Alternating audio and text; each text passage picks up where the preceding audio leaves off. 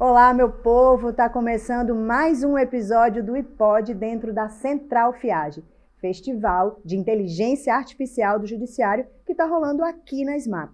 2 dias, juntando gente do país inteiro que entende tudo de IA. É a superfície fervida do leite da inteligência artificial no Brasil. Comigo aqui. Gostou da superfície fervida do leite, né? É a nata, bebê, é a nata. Pouquíssimos conseguem compreender. É isso, eu estava no passado.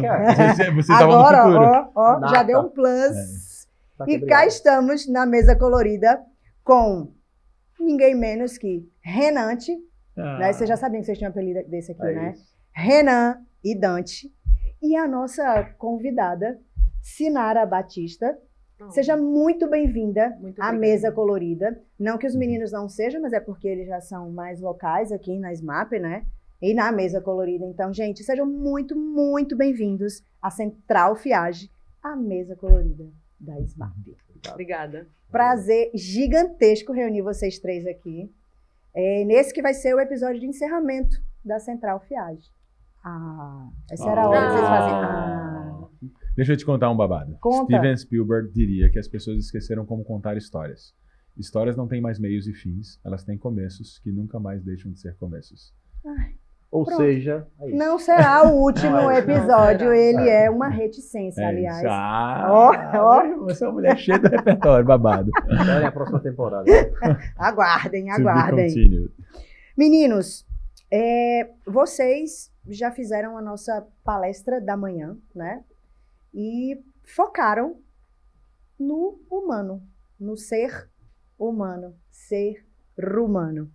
É aí que a gente deve focar o nosso olhar, no quesito IA?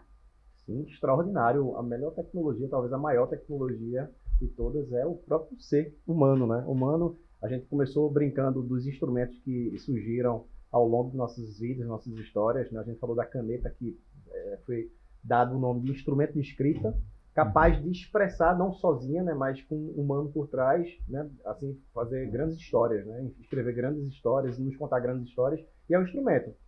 E a IA está nesse lugar, né, de instrumento, né, que vai amplificar o poder humano, a potência humana, enfim, de uma certa forma, assim como o telescópio, assim como o microscópio, que amplia a nossa visão, né, as calculadoras da vida, etc. A gente tem mais um instrumento poderoso, né, fruto de uma convergência de tecnologias, que está nos servindo, está para nos servir, né? Mas, obviamente, isso dependerá de como a gente vai utilizar, né? Então, acho que o ser humano o se reencantar com a beleza de ser humano, se reencantar com o simples sofisticado, né? Porque o ser humano é muito sofisticado, e a gente resgatar um pouco desse lugar de olhar para si e olhar para o outro e dizer assim, cara, uau, velho, né? Até o próprio nascimento, né? A beleza do nascimento de um ser humano. Como assim um ser humano dá luz a um outro ser humano? E assim, esse ser humano cria coisas fantásticas, sabe? Como é que a gente não perdeu, talvez, o encantamento com isso? Então, a capacidade de observar isso, né? Então, a tecnologia para a gente suprema, né? Assim, aqui, de vida aqui na Terra, é o ser humano para a gente. Então, é só resgatando esse meio que estava desbalanceado de a gente adotar e colocar as coisas, as criaturas, né? Enfim, na capa de revista, né? As coisas que, na verdade, a gente cria na capa de revista. Então, eu estou trazendo de volta, a gente está trazendo de volta o humano para a capa, não no egocentrismo, mas sim na capacidade que ele tem de criar, na capacidade que ele tem de levar a humanidade para a humanidade, em prol da humanidade, né? Isso incluindo o planeta, incluindo natureza, que nós somos natureza, né? Sem separar, integrado, sabe? Então, acho que é um pouco dessa provocação do Humanware, que é a nossa principal tese. Vai. Não, trazer um pouquinho também desse lugar. Vou contar uma história para vocês que me chocou bastante. A gente estava fazendo um curso da Singularity, a gente morou juntos lá na Dinamarca por 1 mês. E a gente estava numa das maiores urbanistas, uma empresa de urbanismo do mundo inteiro, que fez cidades muito babadas mesmo, assim, sabe? Tipo Sydney, Toronto, cidades que são cidades feitas para se viver a plenitude do viver. A própria Copenhague, né? A própria Copenhague, a Dinamarca foi eleita mais de uma vez o país mais feliz do mundo. E um dos fundadores, o diretor criativo, David Sim, o nome dele, ele virou pra gente e perguntou assim, o que é uma Smart City para vocês? E aí Smart City vem um termo de cidades inteligentes. E aí eu, nerd, fui explicando, então é uma cidade cheia de sensores, onde os semáforos se falam, onde os carros se falam, onde as pessoas se falam, então a internet das coisas e tal. E aí ele disse, poxa, para mim Smart City é bem diferente. Smart City para mim é uma favela. A favela, ela nasce da necessidade da humanidade. E dessa necessidade você constrói um barraco, esse barraco começa a crescer, ganha um outro andar, o andar de baixo vira uma lojinha, ou você arrenda, aluga. Todo mundo se conhece, a colaboração acontece em plenitude. As pessoas sabem e existe ali quase que um resgate mais futurista possível de um lugar de escambo, de permuta, onde todo mundo troca e colabora em plenitude. E eu acho que isso é uma dimensão muito bonita de entender que nós humanos estamos aqui para construir essas realidades e a gente devia ter soft cities, cidades onde o ser humano ele habita nessa dimensão. Então, para a gente, o ser é uma das coisas, inclusive, mais maltratada, porque a gente vive uma geração do ter, onde a gente passa a ser pelo ter. Então, acho que é um dos resgates mais importantes para que a gente possa cunhar com instrumentos como a caneta boas histórias, é que a nossa alma esteja nutrida de um repertório que nutra a vida dos outros. A gente não pode ter a caneta mais babada do mundo, como essa de Dante, que é linda. Depois mas mostra a caneta, Dante. Se a gente não tem o que contar por a gente não ter tido vida na vida, ela vai ser vazia. Então, eu acho que o ser ele precisa ser nutrido antes que ele possa ser escrito. Sinara, deixa eu te apresentar oficialmente, né? A Sinara, ela é advogada e é designer de serviços jurídicos. Sinara, o que é isso? Que lindo, gente. Que negócio Chique bonito. demais, né? Todo mundo fica se Olha, perguntando que sobre os cargos do futuro, temos aqui. Nossa. Isso aí. A palavra design, ela traz um peso, né? Assim, nossa, que Ai, eu acho que traz um sofisticado. charme, né, não? E tem uma Design é associação sexy. direta, né? O design com a beleza, com a forma, né? E na verdade, o design é tipo um jeito de enxergar, projetando qualquer coisa para a vida, para que as pessoas se sintam melhores, seja qual for a circunstância. Isso é o design. E o direito é um serviço. Todos os atos de serviço são concatenados e são escritos para acontecer um serviço jurídico baseado nos ritos do judiciário. Teve um problema, aí vai lá, a pessoa entra com uma petição para resguardar o direito de alguém. Depois teve uma movimentação judicial, e o advogado vai lá, entra com o próximo passo, e assim ele vai fazendo uma trilha de serviços baseada nos ritos da instituição judiciária. Esse é o serviço jurídico que a gente conhece. Redesenhar esse serviço, ou seja, aplicar essa mentalidade do design sobre os atos de servir, não só da advocacia privada, mas da prestação jurídica pública, também institucional, é repensar um jeito de deslocar esses atos de serviço do rito de algo que está acima de todos nós e focar na pessoa, no cliente, no cidadão. E aí determinar que cada ação feita, do dia que a queixa chega até a resolução desse problema, seja feito de acordo com o desejo, a necessidade e o sucesso daquela pessoa que está inserida nesse contexto institucional, nesse contexto estatal. Então, nada mais é do que pensar no outro para que ele faça essa travessia até chegar ali no direito que ele pleiteou. É redesenhar o jeito de servir o nosso cliente. Você tem... Adorei. Gostou? Um easter egg que um amigo nosso falou uma vez, você sabia que serviço, segundo ele, vício é essência. Então, estar a serviço é estar sendo a sua essência. Que lindo. E um prestador de serviço. Não pesquise, porque se for de fato é lindo, né? É lindo. Foi Enrel, lembra de Enrel? Enrel falou isso. Enrel falou isso, né? Muito bom. Sinara, eu vou continuar com você, porque a gente vai acabar jogando esse tema para os meninos também. O tema da sua palestra é Antena de Futuros Fincada no Judiciário, entre algoritmos, pessoas e os sinais do novo tempo. O que a gente espera sintonizar nessa antena do futuro? Nossa, tudo aquilo que a gente deseja que aconteça. Mas para que os futuros, e eu acredito que são muitos, são várias lentes daquilo que pode nos acontecer e daquilo que também não pode acontecer, o que a gente precisa captar são os pequenos sinais, as pequenas mudanças de comportamento humano e não da tecnologia que está na moda, que está hypada, o que é que a sociedade, que a humanidade está trazendo para a gente de frequência, de pista, daquilo que virá. O que ela precisa para que esse amanhã aconteça? O que a gente precisa fazer agora para que esse amanhã desejável aconteça? Então, captar movimentos da humanidade sem pensar em tecnologia. E fazer uma arquitetura ali, uma engenharia de como é que a gente vai agir, servir, trabalhar, redesenhar, enfim, use a expressão que quiser, para que essas pessoas sejam felizes lá nessa possibilidade de futuro que elas aguardam. Então, captar são essas sutilezas humanas, essas coisinhas que estão ebulindo aí, surgindo como demanda da sociedade, para que estejamos atentos agora e façamos alguma coisa agora para que a gente consiga atender esse desejo social. O que a tua antena de futuro tá focando? Tá sintonizando? Maravilhosa. Só vou trazer algumas coisinhas que reverberam muito do que tu trouxe, Sinara, para mim. O desejo, a gente não consegue desejar ou sonhar com o que a gente não conhece. Então, para que aquilo habite no meu desejo ou no meu sonho, eu preciso ter repertório daquele desejo. JP chegou e falou ontem que quando ele era criança, ele tinha 3 desejos, 3 futuros desejados. Ele podia ser jogador de futebol, MC ou traficante. Porque no repertório, no subconsciente do coletivo da maior parte da população brasileira, é isso que habita como desejo possível, ou futuro possível, ou sonho possível. E a forma que a gente imagina os futuros mudam nossa ação no presente. Então não é só o presente que constrói o futuro, os futuros também constroem o presente. Então, para mim, o que eu gostaria é, primeiro, que a gente pudesse nutrir a humanidade do ampliar das possibilidades de desejo. Que a gente desse mais sabores, mais saberes, mais possibilidades. Que a gente pudesse, inclusive, partir de algo mais pronóico, porque a gente é muito paranoico. Paranoico é acreditar que o mundo conspira contra a gente. Eu sou pronóico pra caramba, eu acredito que o mundo conspira ao meu favor.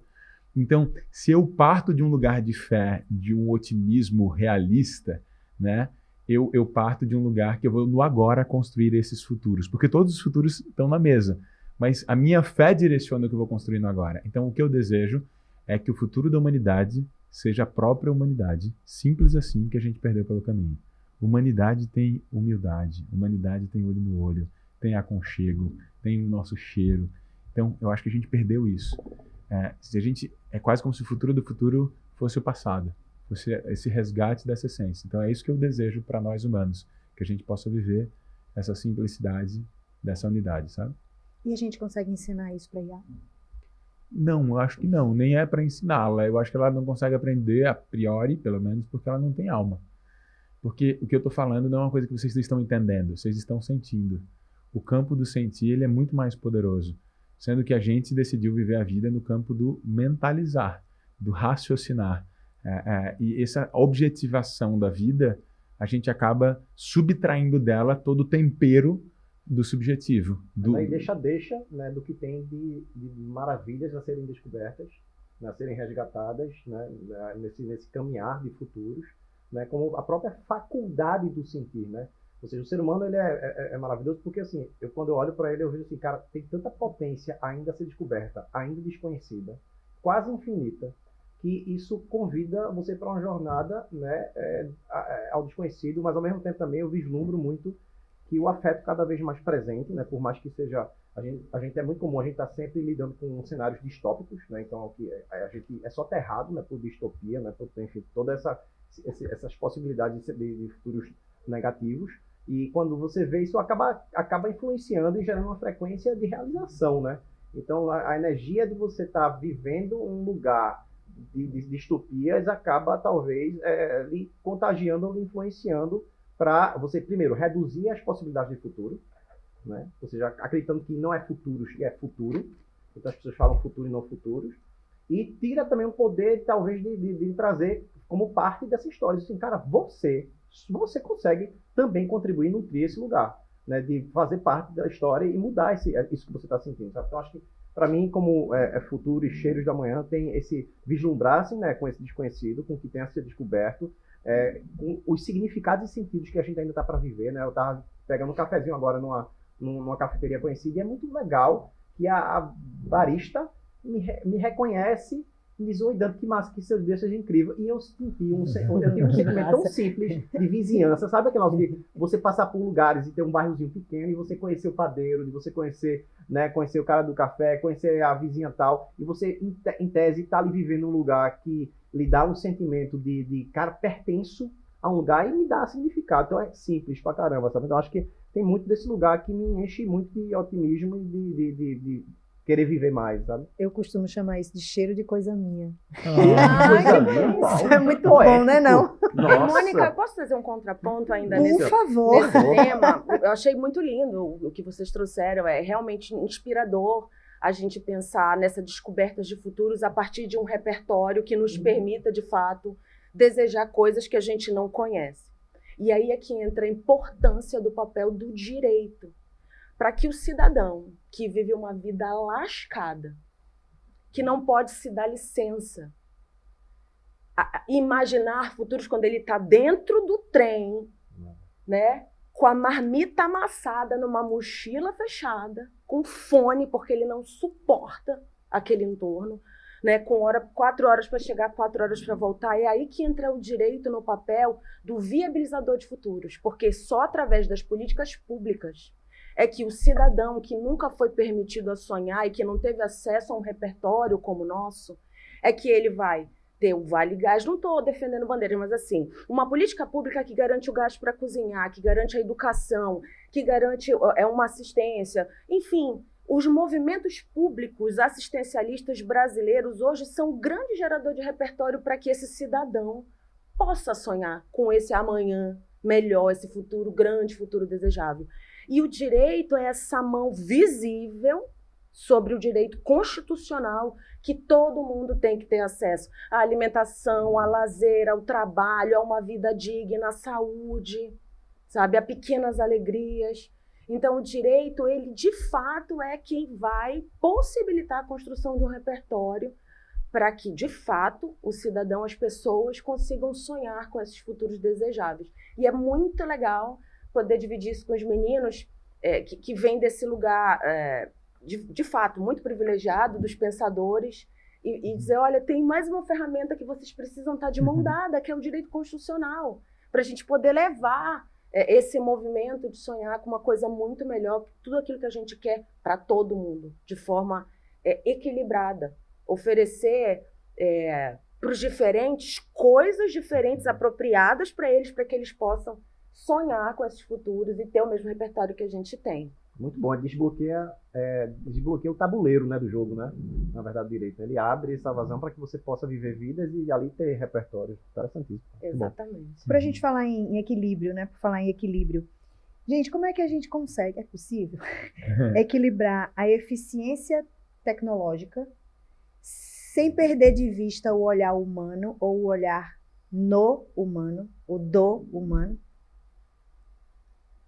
Veja, o equilíbrio minimamente é um belo norte, né? Para assim, tipo, buscar o equilíbrio. Mas quando se trata de eficiência produtiva, de tecnológica, na empresa, no mundo institucional, e quando você coloca esse dilema, vem muito da intenção, seja do fundador, do dono, do presidente, das métricas, da política, que está por trás de tudo isso, sabe? Eu acho que tudo é possível, né? Mas depende se ele está usando o interesse individual, às vezes conduz todo o coletivo, né? Então, eu acho que é possível, sim, desde que você consiga, digamos, buscar o equilíbrio das intenções, né? E esteja em prol da humanidade de alguma certa forma, o que é um desafio, quase utopia o que eu estou falando aqui, né? Mas é aquele negócio, é o que está por trás. O que está por trás é invisível. Ali que você está vendo é só o visível que está transformado em ação, em discurso de eficiência, em discurso de produtividade, mas o humano é ineficiente, né? Quem é eficiente é a máquina,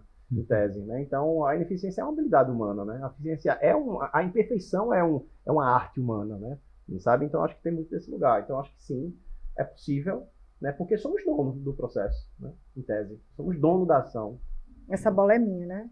Isso. Aí você tem os comitês da vida, que aí você tem as hierarquias empresariais, institucionais, que alguém sempre responde a alguém, que está com intenções de alguma coisa, e aí você vem importando, e às vezes ninguém perguntou por que esse cara está pedindo isso ou está indo para esse caminho. Só 2 ingredientes, assim, adicionando que me pegam. Quando o Dantinho vai falando isso, e a gente sabe que é como as engrenagens funcionam, mas tem uma frase que me norteia um bocado, pelo menos é uma coisa que eu gosto de me apropriar muito dela, que é: quando eu culpo alguém, eu me abstenho do poder de mudar minha realidade. Então, a vida inteira, eu quase que fiz meio que... Eu era sei lá, um reformado. Eu era um vírus para o sistema porque eu não acreditava nesse sistema. Até minha métrica de carreira era o oposto das pessoas. Eu ia sempre para o RH, não para ser promovido, mas para ser demitido.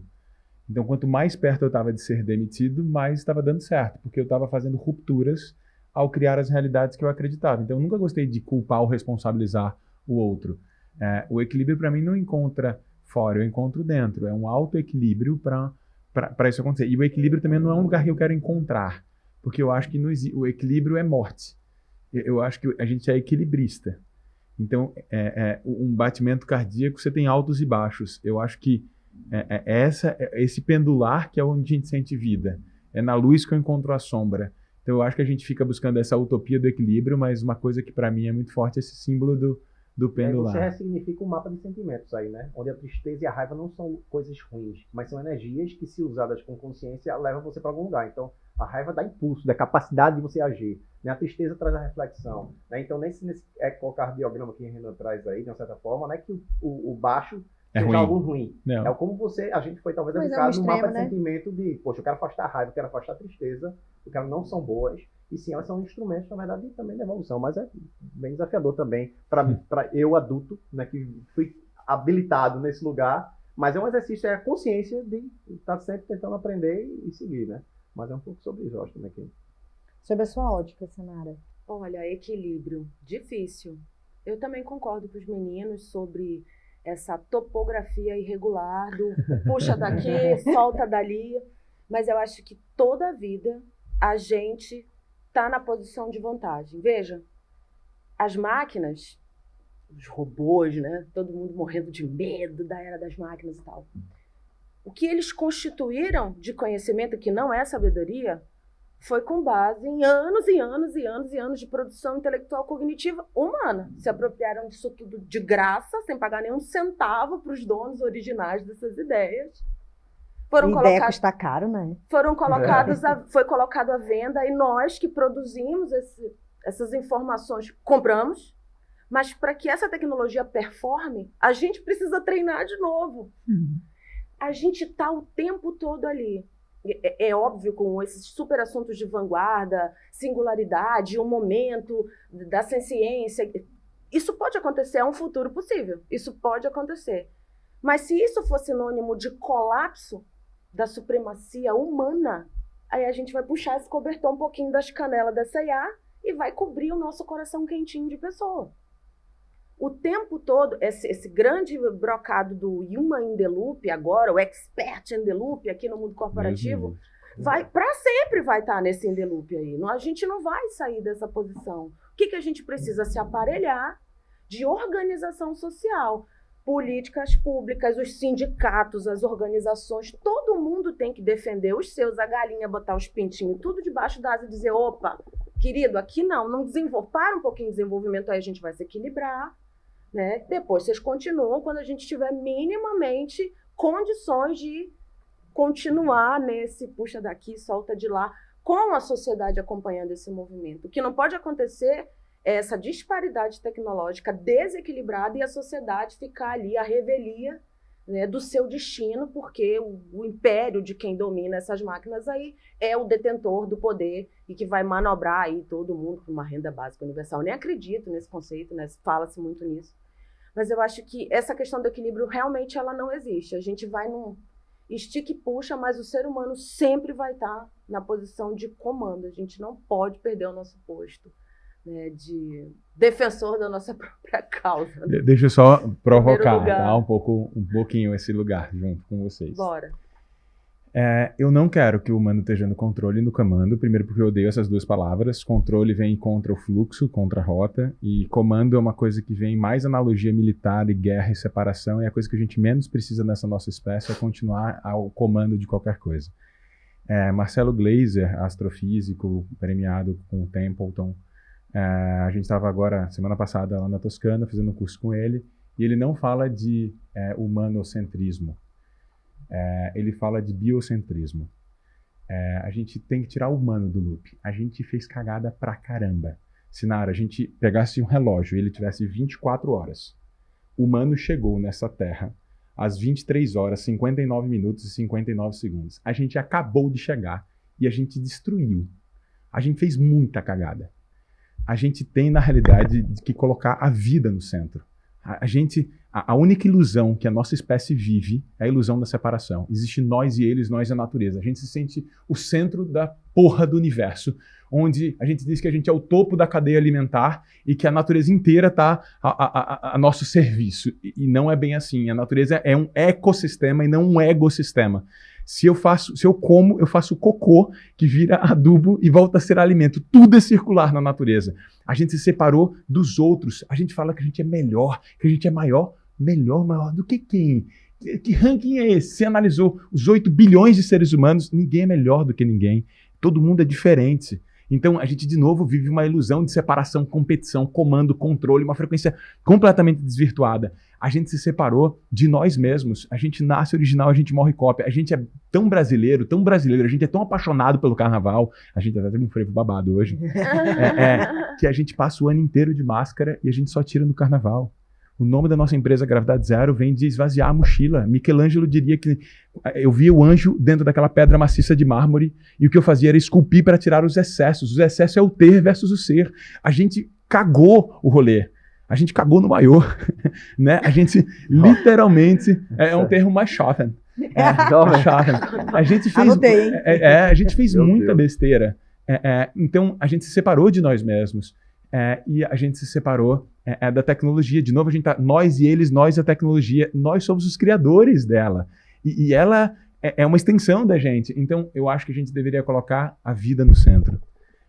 Para que o equilíbrio aconteça, não é nem sobre centrar no humano, é sobre centrar nas relações, na vida.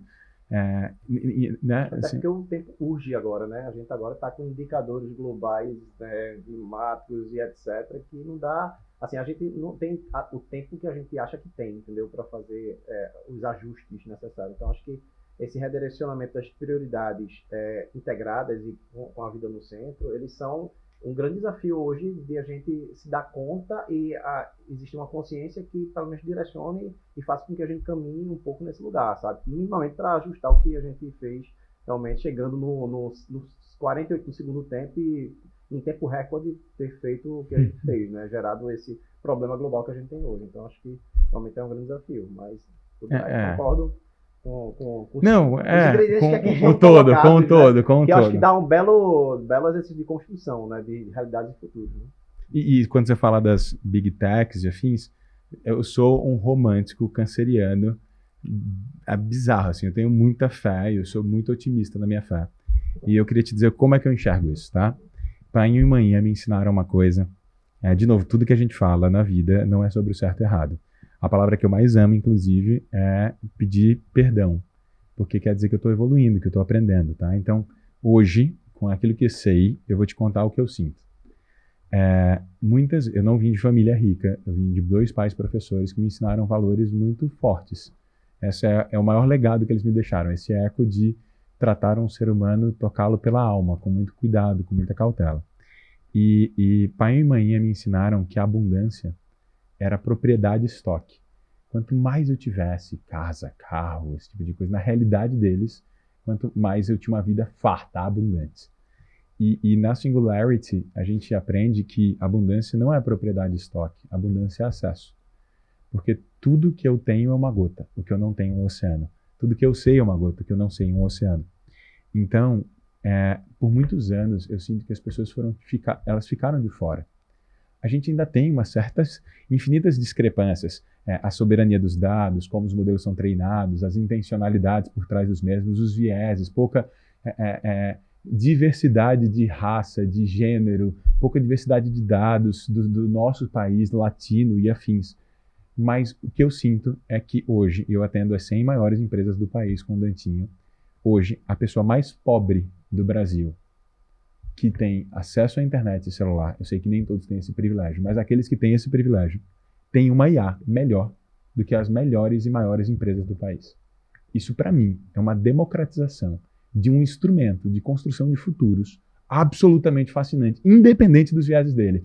Esses vieses desses instrumentos, eles estão para as grandes empresas, não Big Techs, eu digo as maiores empresas do país, como estão para qualquer pessoa hiper, ultra, mega leiga que está usando ela pela primeira dimensão. Eu acho que é o Mo Gauda que fala que pela primeira vez, em tese, agora todos temos uma chance, né?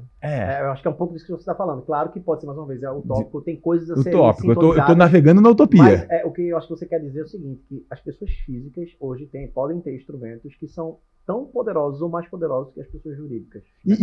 E olha que loucura. Assim, eu lembro de uma palestra de um cara que eu nem sou próximo, mas Gustavo Caetano, na Anshan, num evento que teve aqui, que ele falava de Davi versus Golias.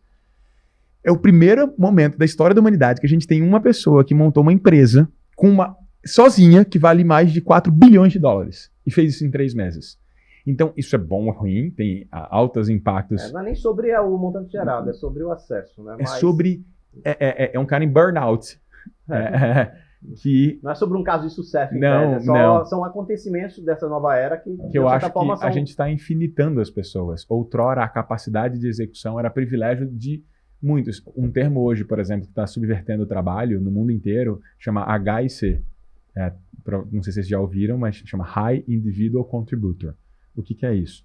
As pessoas estão se recusando a receber os mesmos salários que antigamente recebiam, porque uma pessoa agora, usando essas ferramentas para se aumentar, elas têm uma capacidade de um time inteiro. Outrora, na carreira corporativa, para você ganhar mais e ser líder, você era medido pelo tamanho do time que você liderava. Então, quanto maior o teu time, mais salário você tem, né? E a maior parte das empresas, você acha que é uma pessoa bem-sucedida de acordo com a quantidade de colaboradores que ela tem.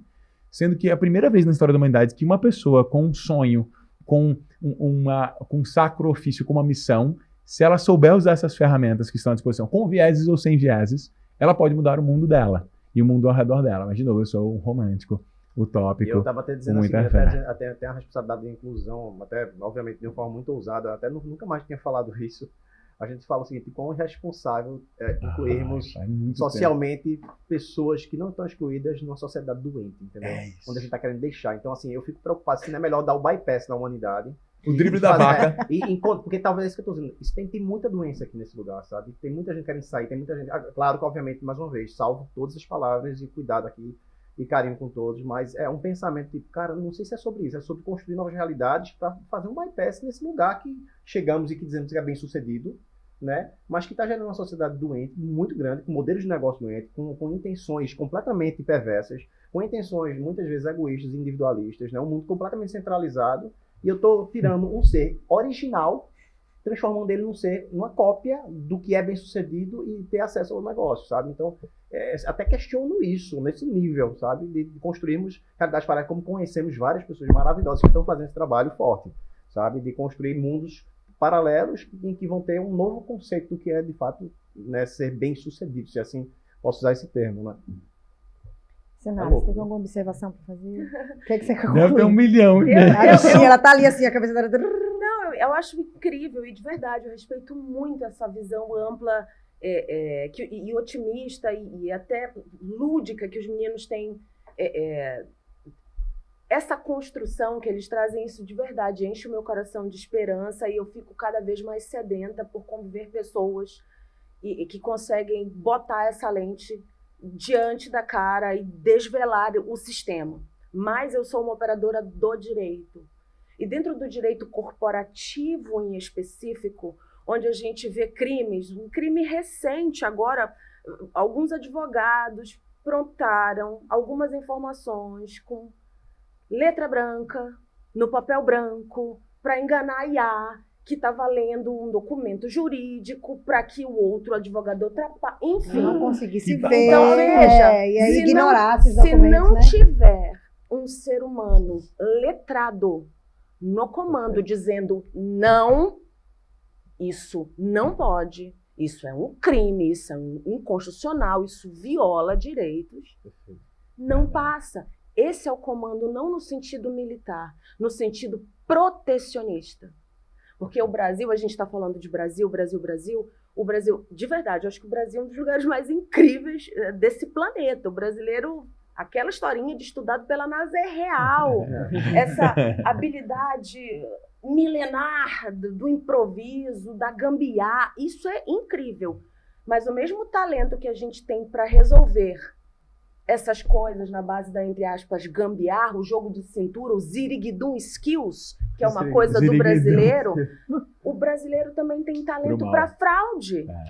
E se eu não tiver alguém comandando, esse é o braço da justiça erguida sobre a sociedade, garantindo esse bem-estar, de uma conversa que veio lá de trás, do príncipe, do pacto social, quando o Estado disse, você deixa eu tomar conta aqui, passa para mim o poder de tomar conta dessas relações sociais, que eu vou te proteger. E essa sociedade vulnerável, que a gente tem, esse lugar nefasto, sujo, adoecido, essa é a sociedade. O que resta é uma grande responsabilidade para instituições como o Poder Judiciário fazerem o mínimo pela sobrevivência das pessoas. E sonhadores como nós e como vocês, em especial, darmos o nosso máximo para tirar do campo das ideias, dessa grande egrégora de inovação, de tecnologia, de boa-aventurança onde a gente está, para que a gente consiga materializar em ações concretas para que, de fato, as pessoas consigam ter licença para sair do looping.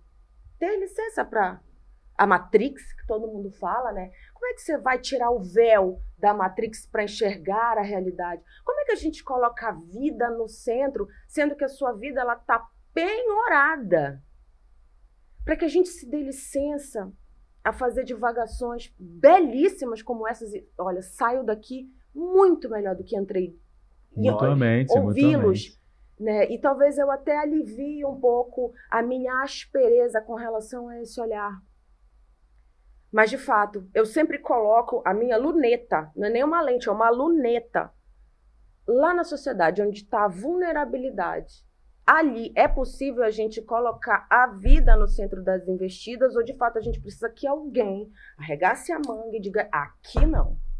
Aqui a gente precisa proteger, aqui a gente precisa acolher, aqui a gente precisa criar lá o boyzinho, o negócio do JP. Boyzinho de respeito. O boyzinho de respeito, sabe? Então, esse comando, rapazes, de longe é o comando militar, é um comando protecionista. É um comando de não deixar que outrem decidam a vida dos vulneráveis. Eu sempre sonhei em falar outrem. É foda. Falar outrem é foda. Eu não sei colocar isso numa frase. Mas você falou outrora. Outrora é mais fácil. Outrora é mais fácil. Outrora tá aqui, hein? Tá ali. Mas é muito interessante, assim, tipo, a gente tem um dizer, né, que tem pessoas que usam sua energia para combater a realidade existente, e outras usam energia para criar novas realidades que possam subscrever a realidade existente.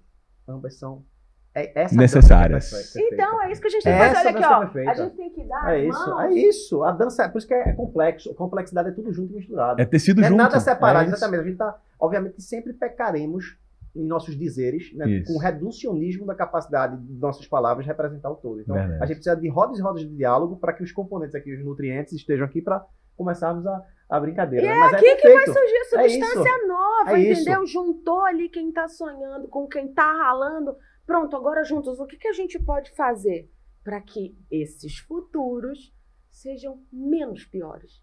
E tem outra coisa, Marcelo Gleiser fala assim, que tudo que a gente tem no universo, tem um chamado Universe Content, ou seja, o conteúdo do universo, apenas 5% é conhecido, 67% é chamado de uma energia escura, e outros 23% é de uma matéria escura, ou seja, tem tanta coisa ainda a ser descoberta na vida de cara, como assim? Tudo que a gente está vendo é só 5% de toda a possibilidade do universo. Sabe o que ele fala, que eu acho super legal, que nós somos poeiras das estrelas, sempre me pegou essa frase dele. Bom, e aí você falou, né, eu sou aquela ariana e eu tenho um hiperfoco, assim, eu sou muito pragmática, eu sou processualista, eu gosto de coisa, né, assim, mas eu tenho um hiperfoco em o cosmos. No cosmos. Nossa Senhora. Carl Sagan, Carl outras Sagan. vidas, A gente outras falou muito realidades, dele, assim. E esse negócio da gente ser poeira das estrelas, toda a vida que eu escuto isso, eu penso que IA é inteligência ancestral das estrelas. de camadas e camadas e camadas de conhecimento, de vida, de Deus, chamem como quiser, que está no nosso DNA agora e a gente vem reproduzindo, sabe? Mas Desde vê os que primatas beleza, ali, pega a si mesma, veja que beleza do que você está falando. Por um lado, você fala que a IA é nutrida pelos dados gerados por nós humanos. Agora você diz que são dados gerados pela ancestralidade. Essa discordância ou concordância sobre instâncias diferentes é uma delícia. Eu amo esse lugar.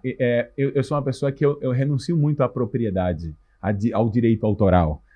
Eu acredito muito que somos remix, que nós temos... Eu acredito muito na autoralidade, eu acredito muito na autenticidade, eu acredito muito na originalidade, mas eu adoro o domínio público. Eu adoro a gente poder dar esse acesso às pessoas. Então eu também acredito nesse lugar. Quem disse que a gente é a primeira espécie? Quem disse que esses dados não estão aí há muito mais tempo? E quando você vê, sabe quantas galáxias existem assim? A gente passou mais de 1.500 anos achando que a gente era o centro do universo. Existem mais 1 trilhão e 100 milhões, sei lá, de galáxias. Né? Não é de planeta. É uma coisa insana o que é o universo. E a gente se acha pra cacete. Inclusive, uma né? das próximas descobertas de 5 a 10 anos que se tem, que está latente no mundo científico, é realmente vida em outros planetas. Eu adoro. A gente podia fazer um papo só sobre isso. Só sobre isso. Inclusive, é dito pelo próprio Marcelo, cientista, né? Que ele disse, aos próximos 5 a 10 anos, o que a gente vai estar de extraordinário, talvez vivendo, é a descoberta de vidas em outros planetas. Né? Vida entenda desde uma bactéria, pequena mais uma e tal. Mônica, eu tenho que E eu acho sensacional, 5 a 10 deixar. anos. Espera, antes de me largar, fala desse livro lindo que você trouxe. Desse livro lindo? Dá tempo? Dá tempo. A gente pode falar. Então, eu vou deixar uma mensagem que, para mim, assim, eu vou levar para 2 dimensões aqui, e aí depois eu escuto vocês manifestando todo também. Eu tenho uma frase que, para mim, bate muito, e eu sinto falta dela reverberar mais do que ela deveria. É uma frase de Michael Jordan, que ele diz assim: é preciso esperar grandes coisas de si mesmo antes que possa alcançá-las. Eu sinto muita falta de sentir seres humanos com autoestima. E eu sei que ela é roubada pelo todo. E quando a gente fala sociedade, Sinara, eu lembro que eu sou teu sócio. Ninguém pensa sobre isso. Eu tenho várias sociedades, eu tenho várias empresas. E nas minhas sociedades eu tenho sócios. Então nós somos sócios desse rolê. Nós somos corresponsáveis por isso tudo. E quando a gente pensa no impacto disso que a gente está vivendo, eu adoraria ver as pessoas, que é o que eu vejo na desembargadora Daisy. Ela tem uma humildade epistêmica, a humildade dela é tão visceral, mas ela tem uma autoestima que ela é um magnetismo. A combinação que parece um paradoxo da humildade dela, junto com a autoestima dela, ela tem tanta fé que ela vai realizar, que ela cria um campo gravitacional que nos atrai a querer servi-la, trazendo suas palavras do serviço, de tudo, sabe? Então eu sinto muita vontade de ver um mundo onde as pessoas se amam, onde elas amam amar. Quase esse amar, porque eu acho que é isso que falta para nossa humanidade, sabe? Esse lugar do poder do amor. Por muito tempo a gente viveu, e aí trazendo um pouco de um lugar assim, uma sociedade pautada no matar ou morrer, na escassez. A gente sempre falou de sobreviver, eu acho que a gente está no momento de falar sobre viver. Dante traz essa reflexão, e atualmente eu espero e desejo que todos possamos um dia viver de verdade.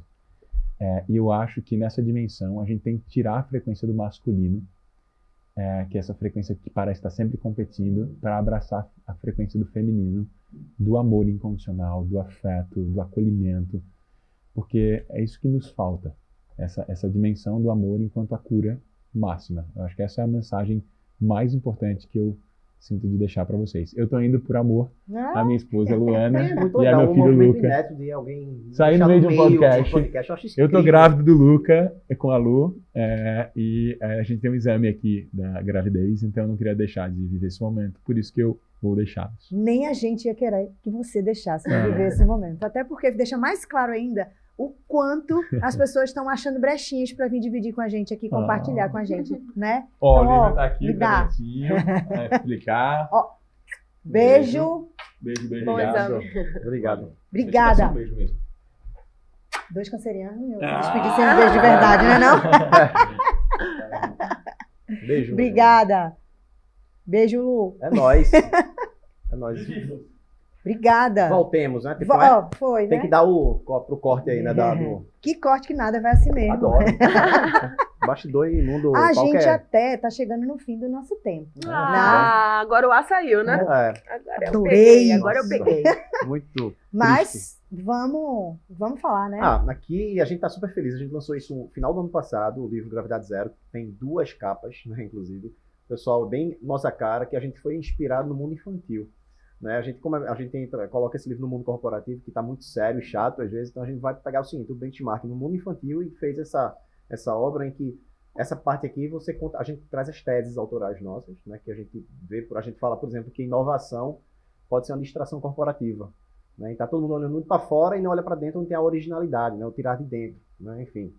E aqui, desse outro lado, a gente tem as fábulas corporativas, que são nossos casos de sucesso, né? Que é sobre casos de sucesso, narrados pelo Mundo da Corte. Então, o Mundo da Corte é o cara que tem licença poética para poder ali estar, né, capturando aqueles lugares e falando aquelas coisinhas ali que, por acaso, todo mundo riu, né? Mas é sobre às vezes, a própria desgraça. Né? Então, ele traz com muita delicadeza, muita sabedoria, detalhes assim do que ele vê no mundo corporativo e começa a construir essa narrativa em 17 fábulas. O interessante é que a gente traz esse livro aqui, mais uma vez, a gente traz umas lentes rosas do Gravidade Zero, que é o marca-página. Deixa eu ver qual é a melhor câmera pra gente mostrar. A melhor câmera? Aqui, ó. Pra fechar aqui. Essa? Deixa eu mostrar aqui talvez as 2 capas.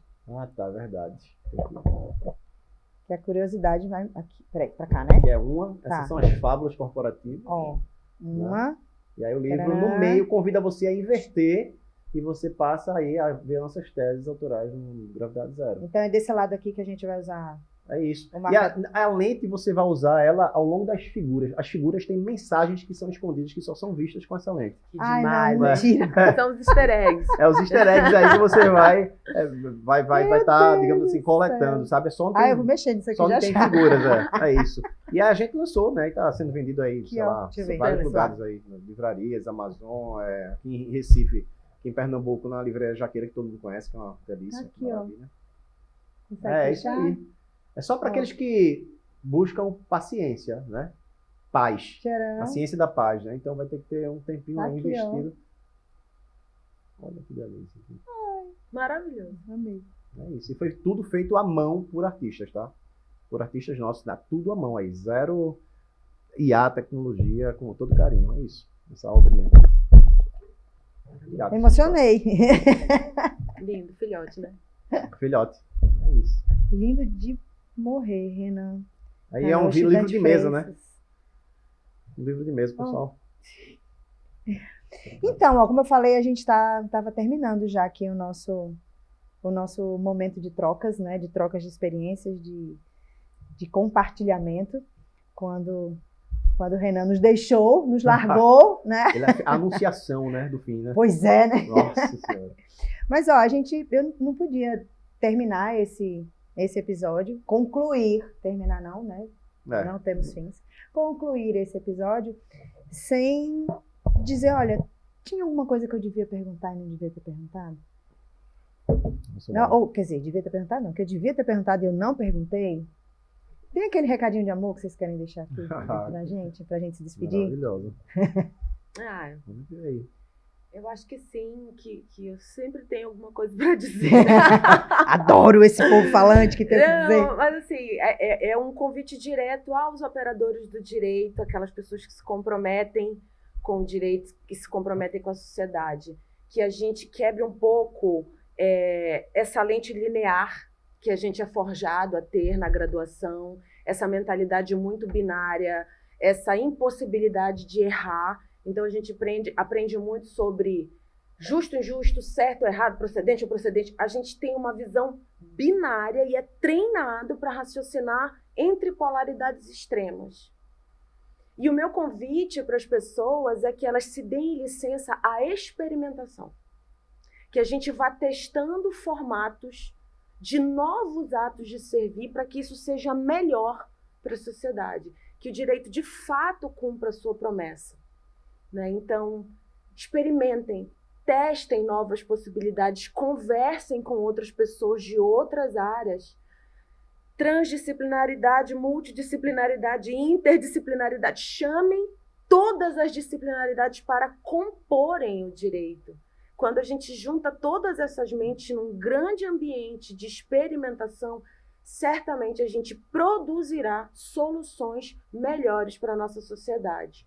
Então, finalizando o meu convite, venham para o mundo, para a mentalidade do design. O design é uma expressão humana a serviço do direito também. Se permitam errar, se permitam testar e entregar cada vez no ciclo sem fim de melhorias, coisas melhores para a sociedade. Extraordinário. E, aliás, entre o 0 e 1 tem infinitas possibilidades, né? Quânticas. Quânticas, né? O espectro é muito grande, inclusive. Eu acho que também fica como exercício, até para também os operadores de direito, ter algum operador também pensando em como, na verdade, eu não sei se combater é a palavra certa, mas eu diria o seguinte: evitar que muita coisa entre no mundo do direito, né? Sair só do o contencioso precisa ser detido, né? Precisa ser resolvido, né? Porque, mais uma vez, são sobre vidas humanas ali que estão dependendo, esperando alguma coisa. Mas alguém tem que pensar também em como não entrar tanto processo, talvez trabalhando preventivamente, proativamente, talvez fazendo até collabs com a sociedade, ampliando a justiça com a sociedade civil para tentar evitar, principalmente hoje no mundo de dados e com IA, você consegue talvez predizer muita coisa, você consegue perceber manchas possíveis onde possíveis crimes empresariais, possíveis problemas relacionais possam vir a acontecer e quais são eles que acontecem e como evitar, sabe? Então acho que esses collabs da vida também, além das muralhas, né, é um exercício, primeiro, não só de renovação, mas de talvez uma primeira marcha à construção de novas realidades, né? Enquanto isso, você combate aí a realidade existente ali, fazendo melhor com design de dentro e fora, né? Eu acho Esse é o verdadeiro direito restaurativo. Perfeito. É uma nova era. E eu estou bem animada para o que vai acontecer. Também, é isso. Obrigado. Gente, muito obrigada. Obrigada mesmo. Obrigada por esse momento. Já tinha agradecido no começo, mas agora que eu agradeço mesmo, né? Depois de tudo que a gente viu, ouviu, viveu, né? Aqui nessa mesa colorida, nesse festival, na palestra de Renan e Dante, na de Sinara que está por vir.